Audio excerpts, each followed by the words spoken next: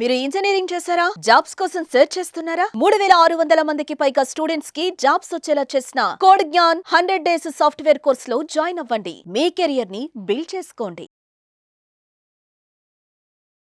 నమస్కారం ఉమా గారు. నమస్తే అమ్మా.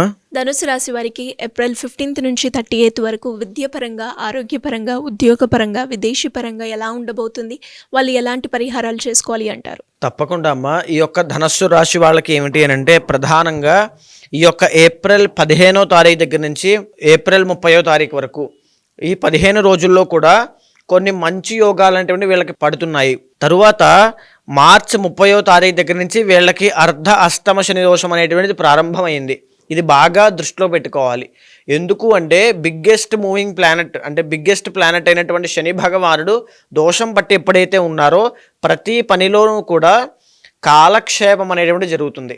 బాగా గుర్తుపెట్టుకుంటే అంటే ఏదో వెళ్తున్నారు, వస్తున్నారు, చేస్తున్నారు తప్ప ఏ పనిలోనూ రిజల్ట్ అనేది కనబడదు. లోన్ పెట్టారనుకోండి, ఉదాహరణకి బ్యాంకుకి వెళ్ళడము, వాళ్ళని అడగడము, సంతకాలు పెట్టడము, రావడము, మళ్ళీ వెళ్ళడం, సంతకాలు పెట్టడం, రావడం, ఇలా జరుగుతూనే ఉంటుంది తప్ప ఒక లోన్ కూడా సంవత్సరాల తరబడి అప్రూవ్ అవ్వకుండా ఉంటుంది.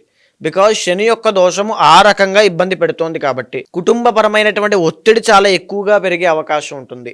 అయితే ఈ నెలకి సంబంధించి కొన్ని ప్లానెట్స్ ఏవైతే మంచి యోగాన్ని పట్టి ఉన్నాయో అవి చూస్తే కనుక 4వ స్థానంలో బుధ శుక్రులు మంచి యోగాన్ని ఇస్తున్నారు. దీని మూలాన ఎవరైతే గృహ నిర్మాణం కోసం ప్రయత్నం చేస్తున్నారో, ఎవరైతే బంధుమిత్రుల దగ్గర నుంచి మంచి సహాయాన్ని కోరుకుంటున్నారో, ఎవరైతే సినీ నాటక కళారంగంలో వ్యవహారం చేయాలి, మంచి ప్రతిభ సాధించాలి అనేటువంటి ఉద్దేశంతో ఉన్నారో వాళ్ళందరికీ కూడా ఈ నెలాఖరణ మంచి శుభవార్తలు పొందే అవకాశం ఉంటుంది.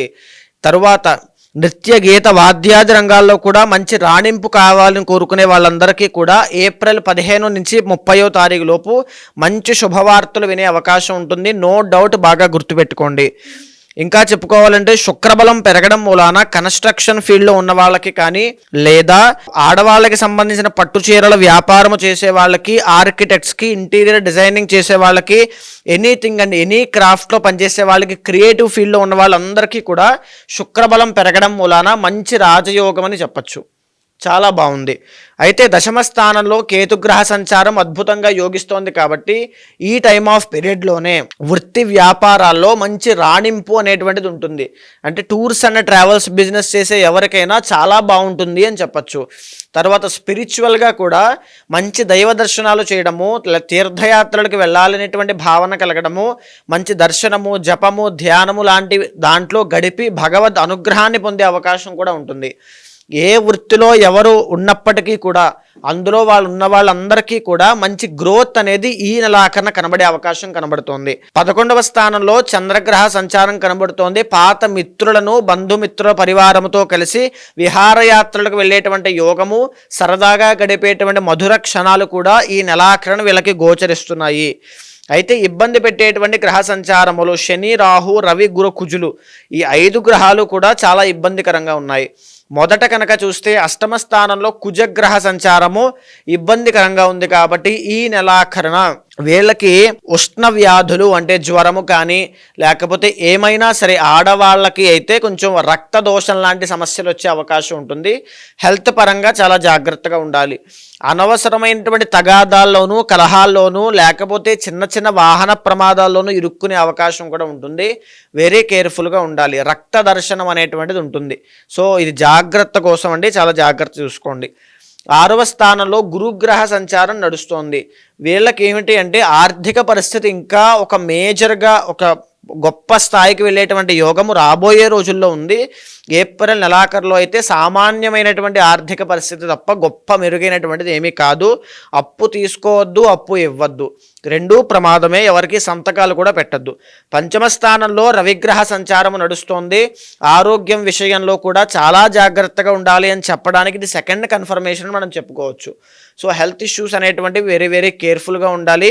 ఇప్పుడు ప్రజెంట్ టైం అయితే హెల్త్ పరంగా బాగాలేదు. 4వ స్థానంలో రాహుగ్రహ సంచారము కుటుంబ సభ్యుల దగ్గర నుంచి ఒత్తిడి పెరగడము, లేకపోతే ఎనీథింగ్ యొక్క ఎలక్ట్రానిక్ రంగంలో పనిచేసే వాళ్ళకి, సాఫ్ట్వేర్ రంగంలో పనిచేసే వాళ్ళకి, లేదు అనుకుంటే ట్రావెలింగ్ అనేటువంటి వృత్తుల్లో ఉన్న వాళ్ళకి కాస్త అలసట, శ్రమ అన్నీ కూడా విపరీతంగా పెరగడము, తద్వారా వచ్చేటువంటి ఆరోగ్య నష్టాలు, ఆర్థిక నష్టాలు ఇవన్నీ కూడా చిరాగ్గా ఉండడము, అంటే ఈ యొక్క మూడ్ స్వింగ్స్ అనేటువంటివి ఇవన్నీ కూడా ఎక్కువగా గోచరిస్తున్నాయి.